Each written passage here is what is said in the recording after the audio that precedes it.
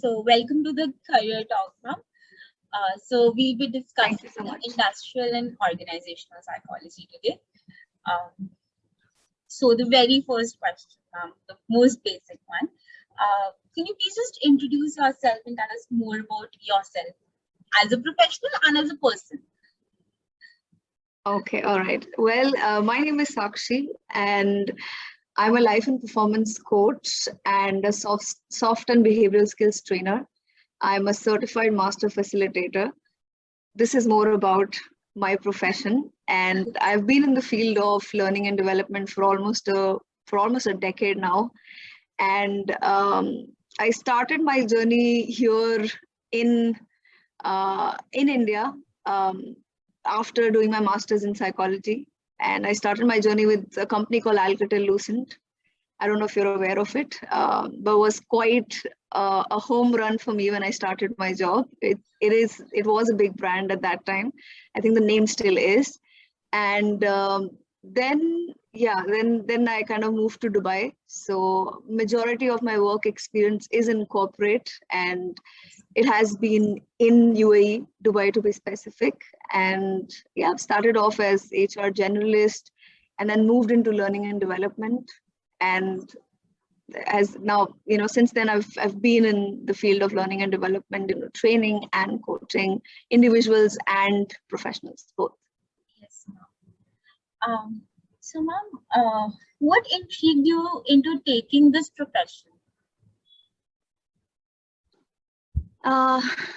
That's a good question. Honestly, when I took psychology, it's back, I'll have to go back to 2005. Okay. Yes. That's when I actually started my bachelor's, and the field wasn't a very buzzword at that time. So the only thing that kind of intrigued me was I wanted to understand what is this field about, and nobody around me was actually taking psychology, so it became like it was more a fascination for me. Let's take something different and see what turns out. So, and there was a bit of fascination of working in corporates. For some reason I had that thought that I want to go to office, dress up, and go to work. So, and back then I didn't have a very long-term plan of what am I going to do with psychology. All I knew was that I want to take psychology and I want to work with corporates. So I had that rough idea, and nothing in particular about long-term, but just the fascination with corporates and psychology being less popular at that time. Yes. Just made it enough intriguing for me to take it and see where it goes. Weren't you very apprehensive about this career choice back then? Because nobody was, even today, people don't really go to a psychologist for their mental health problems. They're very, this field is, under a great social taboo. So back then, this was much more. So weren't you very apprehensive about this career choice?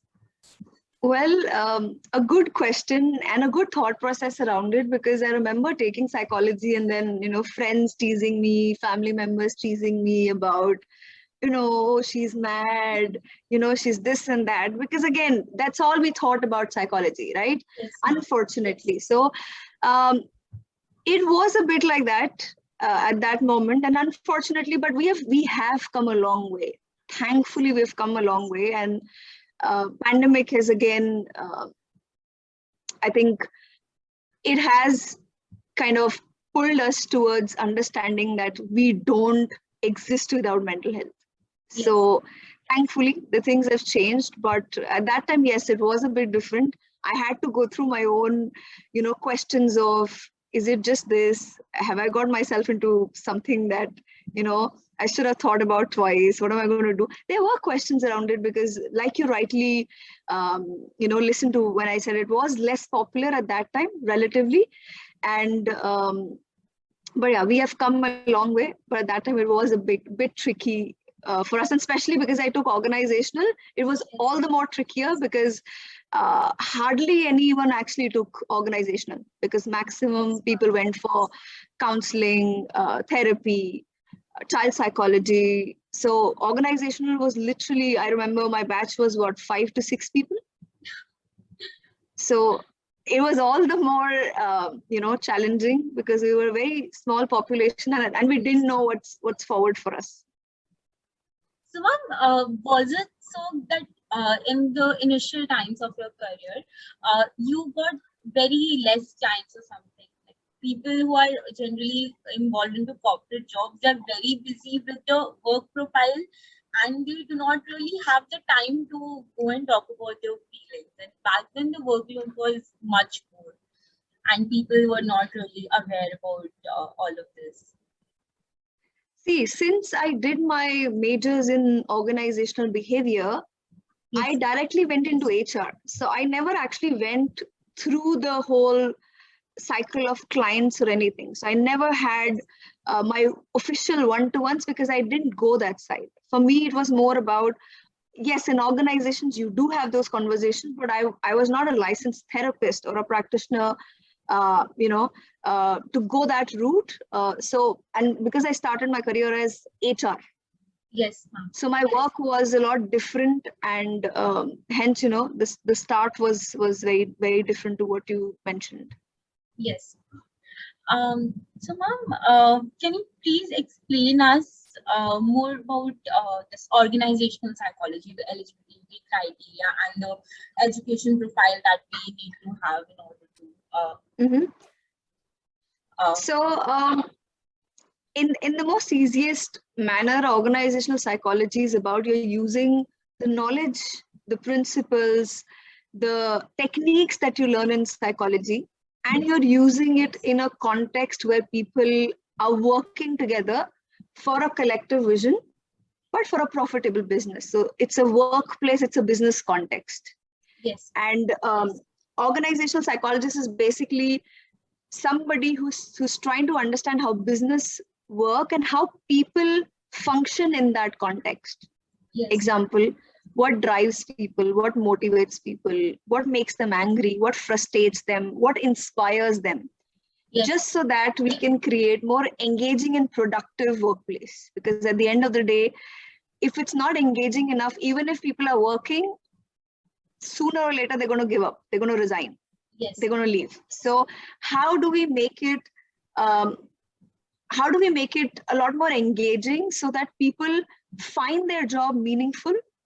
Yes. People connect to company's vision. How do we build system, structure, and processes and organization that help individuals to perform better, Yes. easier and faster? Because if you're working in a company where you have to go through 20 approvals to get a process done, that will frustrate an employee sooner or later. Yes. So how do you make sure that you keep business, profit, ethics, integrity in mind, but also function from a very human focused approach as well? Yes. That what is it that is going to engage them? What is it that will make them productive, happy, inspired at work? Because Yes. ultimately it's humans who are making or breaking a business, right? It's ultimately humans. So that's more or less about it. And plus eligibility, again, when you do your bachelor's and master's, you can start as an organizational psychologist. And a lot of times you might not see organizational psychologist as a title in job profiles or job search. When you do, it might come across as let's say HR executive. It can be talent management executive. It can be a consultant. So there could be different ways. It might not just directly say organizational psychologist. There could be other titles, but having said that, they will have psychology as one of the criteria that they mentioned as a background that they look for. Because as a study, we do have a lot of our study is based on human approach completely. So like I said, it might not say organizational psychologist. If you go and Google them, there are more than where it was few years back. It is picking up now. But having said that, it might not say organizational psychologist, and that's not ultimately even necessary to just be called as organizational psychologist. The objective is to utilize your knowledge and help an organization to become better, function better, to become more profitable. Yes. So that's about what is organizational psychology, a bit on the eligibility criteria. And what was the other point that you mentioned? Ma'am, the academic qualifications that we need. Masters. I mean, after masters, you are eligible to apply for jobs as organizational psychologists. If you want to go into,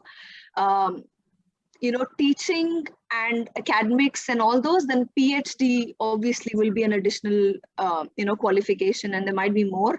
But if you want to start working with organizations, after your masters, you're absolutely eligible to start working, even for the designation of organizational psychologist as well. Yes. Ma'am, one more thing. When we get into the field of psychology, we need to develop competence for whatever work we are engaging in. So when we try to establish a career in organizational psychology, what are the different ways through which we can develop a competence in the field? So, and that's a very important question that you have asked, because when you clear your masters, yes, you have the knowledge, but I would say you don't have the skills exactly. Yes. You do have, and competence again is a mix of knowledge, skill, and ability. So you do have the knowledge, but normally I would say try for internships if possible. And we know internships has been quite a buzzing topic lately. That's one of the ways, because ultimately, to develop that competence of actually doing what you know, you got to be in a workplace. Yes. So internship is one of the ways, and I always say, initially organizations also understand that you have just got out of university. Yes. So it's understandable that you also need exposure. It's the same cycle of experience, and you got to work in an organization to get experience, right? Yes. And that's how you develop competence. You can go through certifications. Again, that's knowledge. Unless you get into organization and start working, it's all knowledge. Yes. So I would say, don't get too fixated about, I'm not skilled, or my competence, like I don't feel kind of good enough, and I don't have enough knowledge. Initially, everyone will go through that, because the curriculum, and most of the time, when you do your masters, there is internship already involved in the curriculum. Yes. So when you go through that, and that also might be limited because you are just interning with an organization. That organization might not give you complete access of data because of, again, confidentiality issues. So gain whatever you can through those internships, but again, start working and just let go of that fear that I don't know everything, because even you're not supposed to know everything. That's why you're getting into your job and building the competence, because you will be trained. Yes, there are some basics that they expect you to at least be familiar with, like data analytics. You should have soft skills like communication, at least basics of how do you handle conflict, networking, working in a diverse team environment, because a lot of time you might be working with a lot of different levels as well. Emotional intelligence. So I think when your soft skills are focused on, other things will be kind of easier for you to digest and absorb as you start working. So don't try to perfect everything before you enter and start working. Whatever experience you can gain through internships, learn as much as you can, add on certifications or additional qualification if you wish to, but just go for full-time jobs and experience the environment, experience the complexity, to become an empathetic organizational psychologist. Because I think empathy is the only answer how anybody, but especially organizational psychologists, because they are going to understand humans in that complex setting itself. Yes. Ma'am, Yeah. but one problem with organizational internships are that organizations, they do not really give you a chance unless you're experienced. And if you're not experienced, you do not have the competence. See, there are some cases where it's true, and there are many places which are open, but students don't reach out because they feel like they might get no as an answer. So I think there has to be persistence and resilience with the students as well. If you're getting no somewhere, you knock some other door. You keep knocking the door until you get not the perfect door, but one of the doors just to get the entry. Yes. So, and being in the industry, I can tell you there are a lot of organizations who are wanting for people to do internships. Now, obviously, there are a variety of factors here, but as a student, you also need to understand, your competence is that level. What value can you create? And then just go. For me, it's as basic as go with the mindset of learning. Kalas, basic.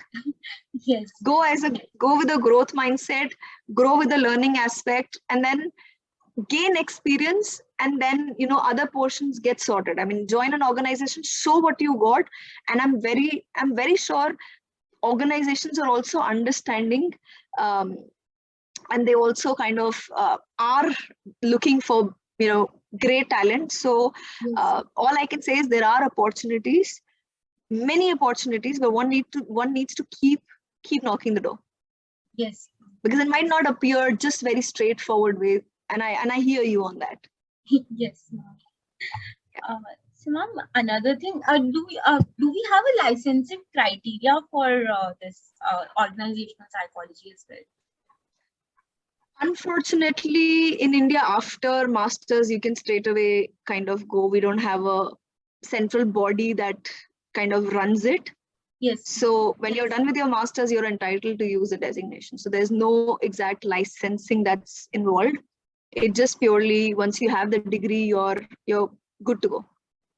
And then you obviously add a lot of, because a lot of people who enter this field will go through a lot of different certifications, just to get more detailed knowledge and hands-on skill on specific skill set under organizational psychology. So like example, you want to go into psychometric testing, you want to go into recruitment and selection. So knowledge from the university might not be enough.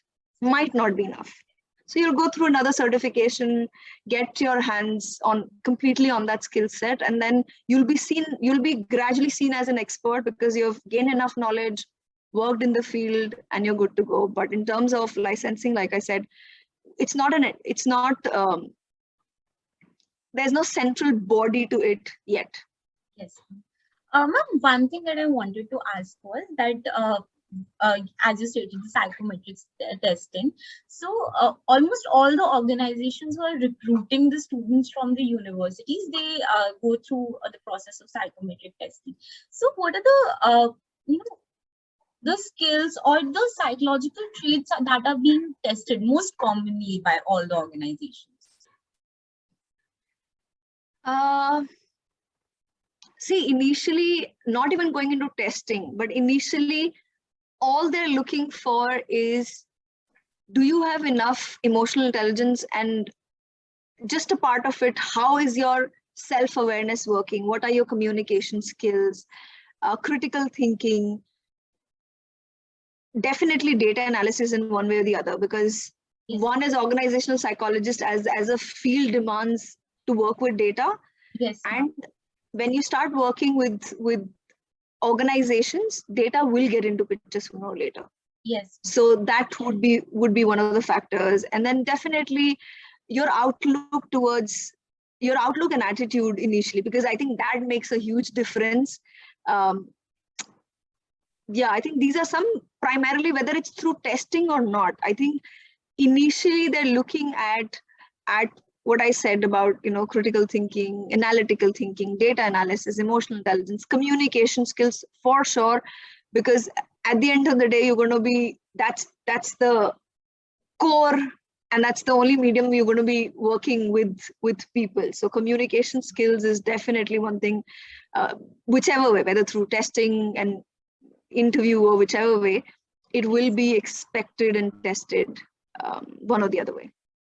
Yes, and ma'am, problem solving skills as well. Problem solving, actually, yeah, absolutely, absolutely. Because when you start working as psychologist, actually any field for that matter, Yes, they expect you to read the situation. Organization will expect you to read the situation and be proactive in solving problems, whether it's a small or a big one, depending on which level are you operating. yes, But problem solving, again, that's attitude, that's the mindset. Are you somebody who's looking towards solution, and are you somebody who can go to 50 people to get something solved? yes, Or are you somebody who gets stuck because you need a lot more guidance from your manager, and initially you might need, but the whole point is how is your approach towards solving problem? Are you okay to go to 10, 20, 30 people and just make sure that I want to solve the problem, I just want to make sure this gets done, versus hey, I can't talk to many people, just tell me what am I supposed to do next? So how do you approach life and problems in general, how proactive you are? yes, ma'am. So absolutely, and you're right, problem solving is a very big factor. Yes, ma'am. So there's one concept that I read about, which was group think. So people, when we are in a group, so people, they have this tendency of, even if they have a very creative idea and something that's out of the box, but then they still conform to what the entire group is saying, and then that idea, it just somehow it goes away. They do not really get the chance to put it across. So, how can an organization psychologist actually encourage such people? So how do we get to know that which are those people who are just merely conforming to the group, even if they do not agree, and how can we just work on them?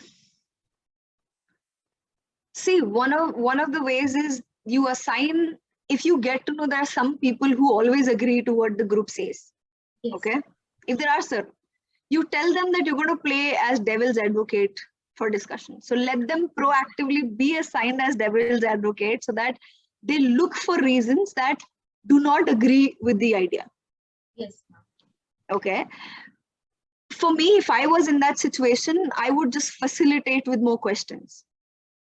Yes. I would want to facilitate in a way where I make people think about other side of things as well. So I think it's a lot to do with facilitation, which can avoid the group think to happen. I think as a leader, let's say, if you see that one person comes with it and many of them are just agreeing and not actually questioning the ideas and basically not questioning, then yeah, it's just the facilitation style, and just let some people play devil's advocate. And leader, normally I would say they know who are those people. Yes. It's not everybody, but they know who are those people. Then you proactively assign them that you're not going to agree with the idea. So you're pushing them to think in a different way. And I think that's one of the routes that you can take. And maybe, every time when you're discussing ideas, just split the group into to and against. Yes. Let them brainstorm. So again, we used to do that in school, right? Yes. Debate, same thing. So sometimes it's back to basics. So I would actually use something similar to that. Let people or let everybody come with, to and against reasons. If I don't know if you were asking from the context of organization or university or whichever way, but whichever is the context, I think it can be used, like these methods can be used. Just ask everybody to come with 3 yes, but also contradict with, 3 against reasons. Yes, ma'am. That's how you're pushing them to think that, yes, it's a great idea, but there are some more points which they need to think more about. Yes. So basically the critical thinking pattern, it just... Yeah. Because ultimately, I mean, that's how you improve your decision making as well, because you have to look at pros and cons both for something, right? And if everybody's saying, yeah, great idea, great, let's go ahead, and nobody's thinking, hey, what can go wrong if we go ahead with this? You also need, you need both the forces to work together, and that's how decision making will get stronger. So of course. Yes, ma'am. Ma'am, one more thing. Mhm. Have you ever got into that ethical dilemma of that something, there's some activity that needs to be done for the welfare of Mhm. the organization, but at the same Mhm. time, that activity is somehow negatively affecting the employee? Hmm. So what I hear you saying is that it was needed as a part of organization, but it was not a healthy stuff or a Employee. healthy for the employee.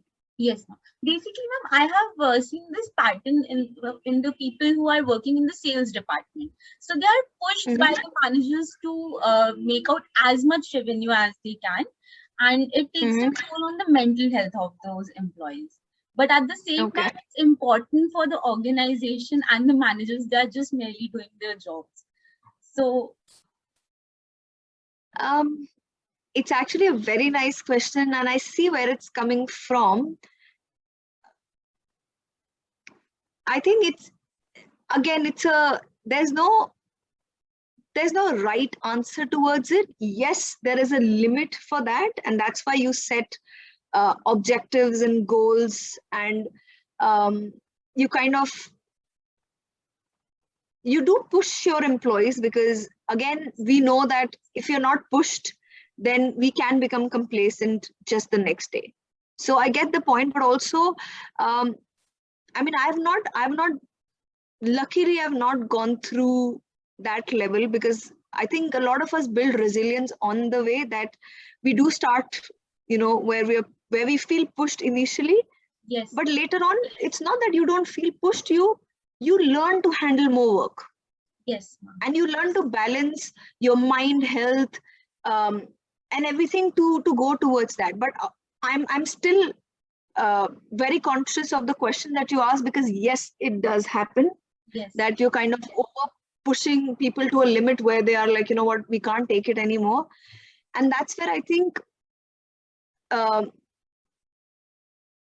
it all boils down to leaders understanding that if they are, or people who are crossing a boundary, and when they can clearly see that people are not able to take it, you can't make them further productive. It's just going to backfire in any way. yes, So there are a lot of factors that will be taken into consideration, um, and yes, there are some times when you're pushed, and there are circumstances. I'm not going to sideline those. Yes, there are portions when you don't feel like you know what,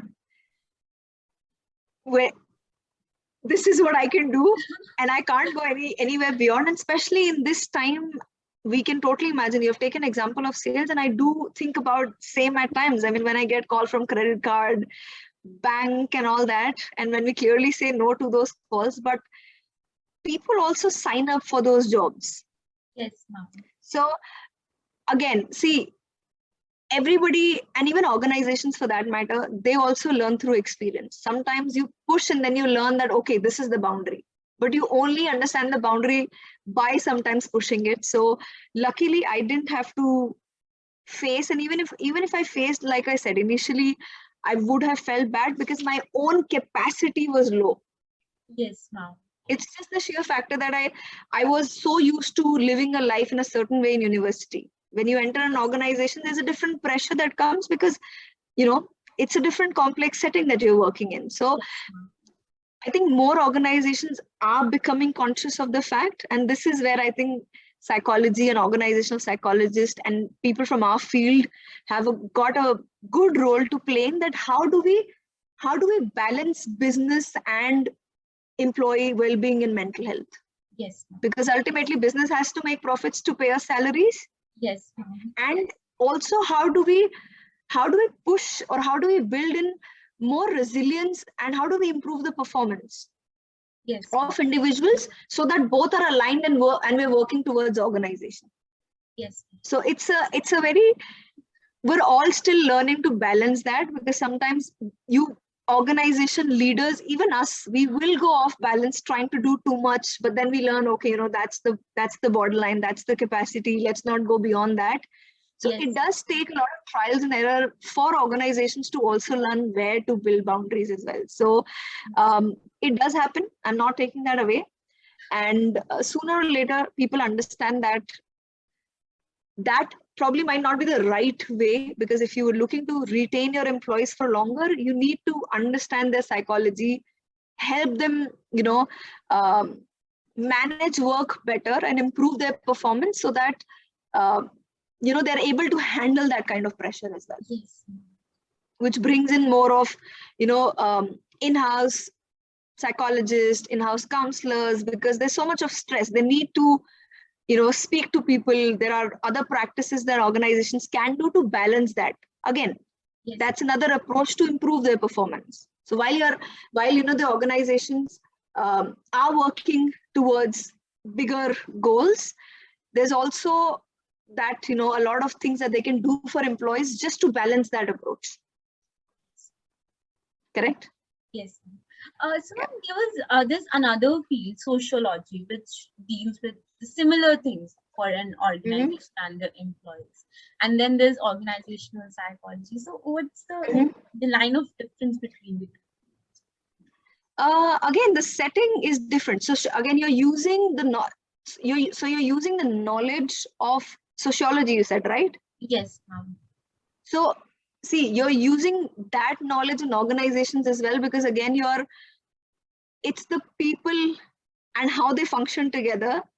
That's one of the main things that you also study and understand in organizations as well. So I would say that's kind of organizational psychology is also formed out of different fields. Yes. So it's just like it's one of the subset of organizational psychology. So ma'am, next we have the status of this organization psychology in India. Okay, we have come a long way from where we were, at least back then when I was studying, and the popularity, the knowledge, the even awareness about the whole field itself was very limited. So it's much better now. Organizations are understanding, and I think we are also updating ourselves a lot more, and we're all a lot more visible to organizations as well. Yes. And there is a lot more knowledge, and there's a lot more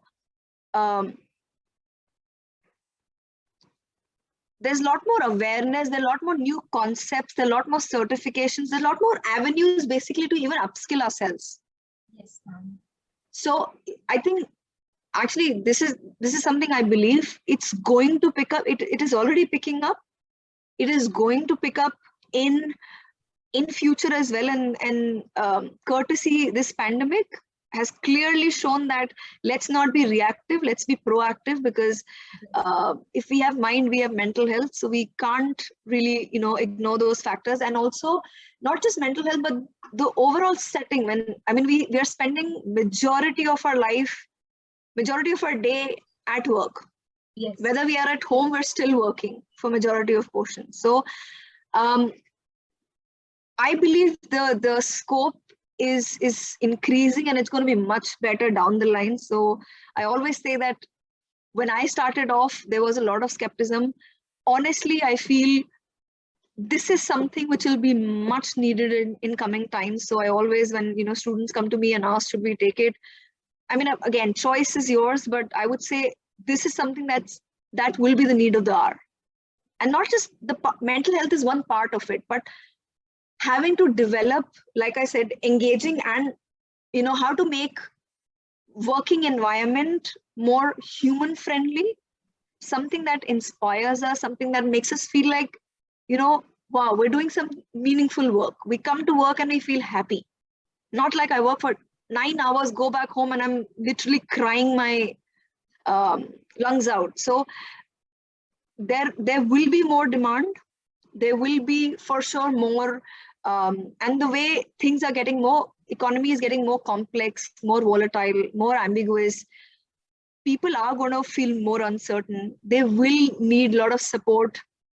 And I feel there is a lot of scope in coming times for students who will pursue organizational psychology, and just be open towards opportunities, because initially you also want to understand how even organizations function, how do processes and systems and everything is functioning in organizational settings. So but personally, where I see this field going, there will be a lot of scope in coming times. And now there are some organizations like Google and Facebook. They have beautiful campuses, and then the workplace is so relaxing and peaceful that people actually like working there. But then when we look at the organization settings in India, they're not so peaceful and resting and stuff. So do you feel that there would come a time when similar campuses would be in India, and people would actually love their workplace and would enjoy going to their jobs and things? Actually, there are a lot of places in India as well, a lot of organizations who have similar concepts like what you're naming as Google and other places. It's just that, yes, because there are again a lot of factors that are involved in that portion. But yes, I mean, like I said, it depends on how big the organization is, and what level is it actually functioning at, the financial aspect. There's a lot of it. So I do see a lot of organizations actually, they might not have exactly the same that you're asking for, but they might have something else that they're compensating the same portion to. Yes, ma'am. So, and I know, I completely hear you, the importance of the physical setting and how it's made and done. That adds a lot of, a lot to how we feel at work. Yes. So definitely. And I think I have worked with organizations where there were only 6 people. I have worked with organizations where there were 8,000 people. Yes, ma'am. I think every organization kind of do their best in whatever capacity they can. So when I was working with an organization with as few as 6 people, they still try to do so much at work and make it, nicer for us. Yes. But the ways were very different to what the company with 8,000 people did, because again, the complexity was different. Yes. The setting was different. So I think I saw it as both companies were trying to do their best. Okay. Yes. With what knowledge they had at that point. Things have changed now, obviously, to make sure that we like coming to work and, give us those areas to rest, those cafeterias, those fancy bean bags, those areas where you can go and read books. So I think every organization do try. And if yes, there are portions which are unaware that how do these things actually influence employees, sooner or later they will have to understand, because it's the human beings that are working. Yes. So if a business wants people to feel inspired, this is one of the portions that come sooner or later. It does come into picture sooner or later. But like I said, there are many organizations, and organizations do put in a lot of effort to make sure you get that vibe and the feeling that you were talking about. Yes, ma'am. And ma'am,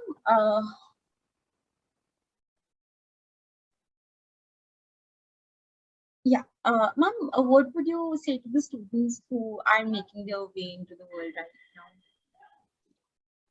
Go for it. It's a great field. It's a very fulfilling field. I always call psychology as a very fulfilling field. It's whether you go into clinical, counseling, organizational, it's just that you're adding a lot to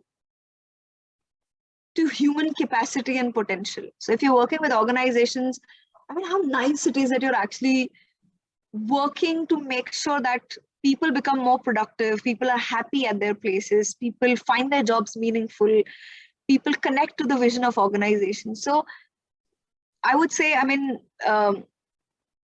don't worry about opportunities, because there are many, there will always be. I mean, thanks to India and its growing market, there will be a lot of opportunities. Like I said, keep knocking the door, because there are many doors that people are not aware of. Yes, ma'am. But all I'll say is it's a very fulfilling field to be in. And working with organizations has been, it's been a learning journey. there has been ups and downs, but like I said, it's still, it really kind of, it just adds so much to you as a person. And I've been in full-time job for almost almost 9 years. So I would say it gives you a lot of perspective, and it makes you a lot more, it does make you empathetic as well. So I'll just say ki, just go for it. This field actually needs a lot of people from this background. And corporates do need. Psychology as a field is very, it's, how do I put it across? It's very confusing. So as a psychologist, you'll always feel very happy and fulfilled. You have done your bit in society, have helped people in their lives and to deal with the circumstances. But at the same time, it's emotionally and psychologically very draining for us to help them out. So it's very confusing to become a psychologist. Very well. I think it's a good reflection, because yes, there is a downside to it, that and which is why I always keep saying that make sure that you're taking care of your own mental health as well, which means you draw your own boundaries. You understand how much you can take in. Example, if you're taking clients, then know what's your boundary, and it's part and parcel of the game. So you can't really not have that area. Yes, you will have, because you deal with you deal with a lot of things. So yes, this is there, but just make sure that you're also getting yourself, like you're learning to manage your own self in that process. Just don't lose giving, which is great. Like I said, it's a very fulfilling field, but you also need to know what your boundaries are, and those portions, because yes, it can take a toll on your own mental health. Yes. So maybe so maybe the word that you used was confusing for you. For me, it's just like, again, it's part and parcel of the game. It's just part and parcel. So you will learn to become more resilient. You will learn to look for ways of how to improve your own performance. I mean, if you want to see more clients, if you want to work in more like tougher environment, how do you make sure you build in the right habits, the right mindset, you network with the right people, because all of that give you energy, right? And you need that energy to, again, pass it on, give it back to the community in your own ways, whether it's an organization, individuals, whichever way. So make sure you're filling your own bucket as well. Yes. Just don't overdo, because one tends to go that route initially, but unless you have the energy, you can't pour that energy out for people. So part and parcel, but we learned how to balance on the way. I mean, nobody started off with balancing these two areas that you've mentioned, but we learn on the way that this is my boundary, this is where I can play, this is how much I can do. And then you learn to obviously increase your performance. I mean, improve your performance as well. Yes. How to build in more healthy habits, just so that your brain is functioning at a right level. Your body is feeling right. Your body is feeling healthy, because then only you'll be able to, contribute in someone else's life or to the community. So you need to feel a lot more balanced inside as well. So one learns a bit with the experience. Yes. That's all I can say. Okay, so one of your self-esteem reflection states, my audience has been as diverse as my own life experiences. This is what I actually want you to reflect upon. So the reason I put that line was because when I moved to Dubai, I worked with a lot of different nationalities. Yes. So this was coming actually from that area, because I was in India, again, a different environment, moved to UAE, different environment. And a lot of, you're working with people of a lot of different backgrounds. So it actually came just from that thought that, my life experiences, my clientage has been, again, I have clients from Australia. I have clients from different areas of the world, I would say. So that has given me that has given me a lot more learning.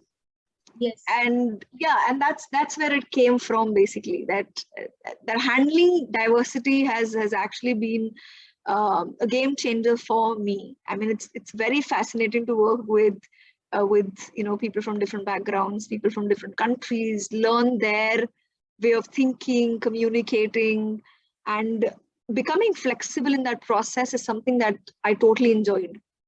That, how do you approach people? How do you solve problems with them? How do you expand yourself as a human being? Yes. When you're working with people who have completely different sort of, thought process for different concepts. So it just came from that reflection that I did. One challenge that you would have faced is when we deal with people from different cultural and religious backgrounds.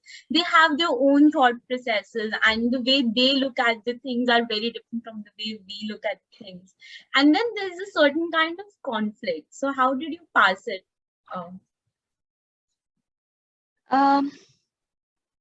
See, initially it's more about, first is, I think that's why I say emotional intelligence is like as basic as breathing.